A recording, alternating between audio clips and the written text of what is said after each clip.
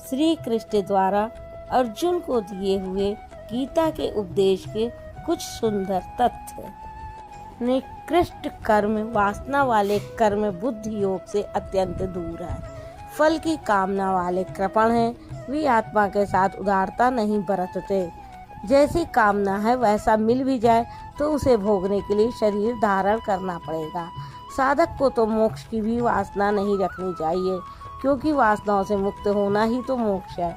फल की प्राप्ति का चिंतन करने से साधक का समय व्यर्थ नष्ट हो जाता है और फल प्राप्त होने पर वह उसी फल में उलझ जाता है, उसकी साधना समाप्त हो जाती है।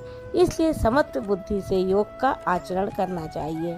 ज्ञान मार्ग को भी श्री कृष्ण ने बुद्धि योग कहा था और यहाँ निष्काम कर्म योग को भी बुद्धि योग कहा गया। वस्तुतः दोनों में बुद्धि का दृष्टिकोण का ही अंतर है। उसमें लाभ हानि का रिकॉर्ड रखकर उसे जांचकर चलना पड़ता है। इसमें बौद्धिक स्तर पर समत्व बनाए रखना पड़ता है, इसलिए इसे समत्व बुद्धि योग कहा जाता है। अर्जुन का समस्त बुद्धि योग का आश्रय ग्रहण करना चाहिए, इसलिए अर्जुन को समत्व बुद्धि योग का आश्रय ग्रहण करें। समत्व बुद्धि युक्त पुरुष पुण्य पाप दोनों को ही इसी लोक में त्याग देता है, उसमें लिपायमान नहीं होता। समत्व बुद्धि के साथ कर्मों का आचरण कौशल ही योग है, अर्थात कुशलता पूर्वक कर्म को संपादित करना ही योग है। श्री कृष्ण ने सांसारिक परंपरा से हटकर कर्म करने की कला बताई कि कर्म तो करो, श्रद्धा पूर्वक करो, किंतु फल के अधिकार को स्वेच्छा से छोड़ दो। फल जाएगा कहाँ, यही कर्मों के करने का कौशल है। निष्काम साधक की समग्र शक्ति इस प्रकार कर्म में लगी रहती है। आराधना के लिए ही तो शरीर है, फिर भी जिज्ञासा स्वाभाविक है।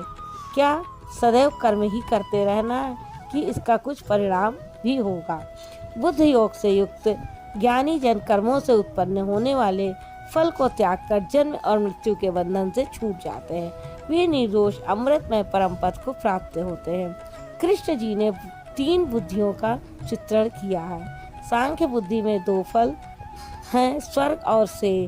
कर्म योग में प्रवृत्त बुद्धि का एक ही फल है, जन्म मृत्यु से मुक्ति, निर्मल अविनाशी पद की प्राप्ति।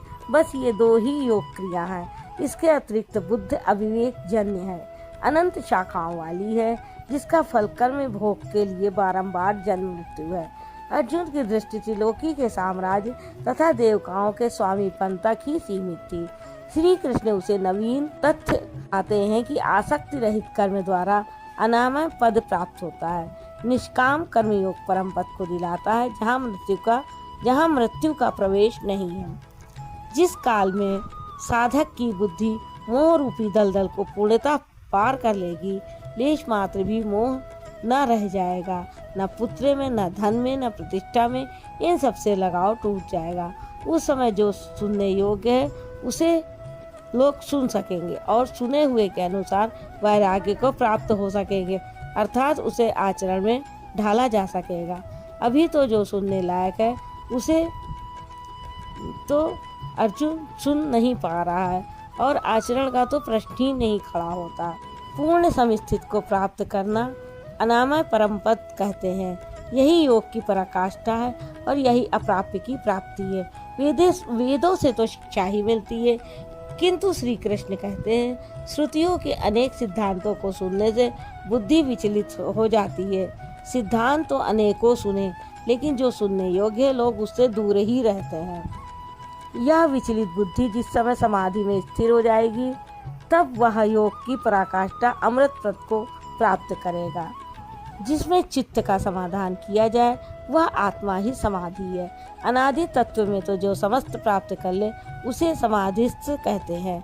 जब मनुष्य मन में स्थित संपूर्ण कामनाओं को त्याग देता है, तब वह आत्मा से आत्मा में ही संतुष्ट हुआ स्थिर बुद्धि वाला कहा जाता है। कामनाओं के त्याग पर ही आत्मा का दिग्दर्शन होता है।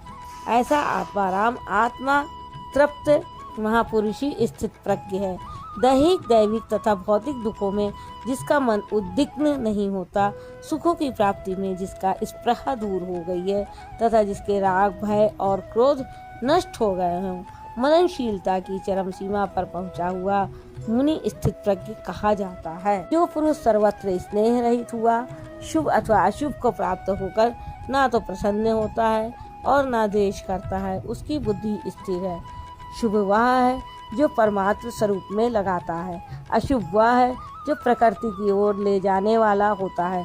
स्थित प्रज्ञ पुरुष अनुकूल परिस्थितियों से ना प्रसन्न होता और ना प्रतिकूल परिस्थितियों से द्वेष करता है, क्योंकि प्राप्त होने योग्य वस्तु ना उससे भिन्न है और ना पतित करने वाले विकार ही उसके लिए है, अर्थात अब साधन से उसका अपना कोई प्रयोजन नहीं रहा। पुरुष जब सब ओर से अपनी इंद्रियों को समेट लेता है तब उसकी बुद्धि स्थिर होती है। जो पुरुष विषयों में विचरती हुई इंद्रियों को सब ओर से समेटकर हृदय देश में निरोध कर लेता है, उस काल में उस पुरुष की बुद्धि स्थिर होती है। जो पुरुष विषयों में विचरती हुई इंद्रियों को सब ओर से समेटकर इंद्रियों द्वारा विषयों को ना ग्रहण करने वाले पुरुषों के विषय तो निवृत्त हो जाते हैं, क्योंकि वे ग्रहण ही नहीं करते, किंतु उनका राग निवृत्त नहीं होता, आसक्ति लगी रहती है।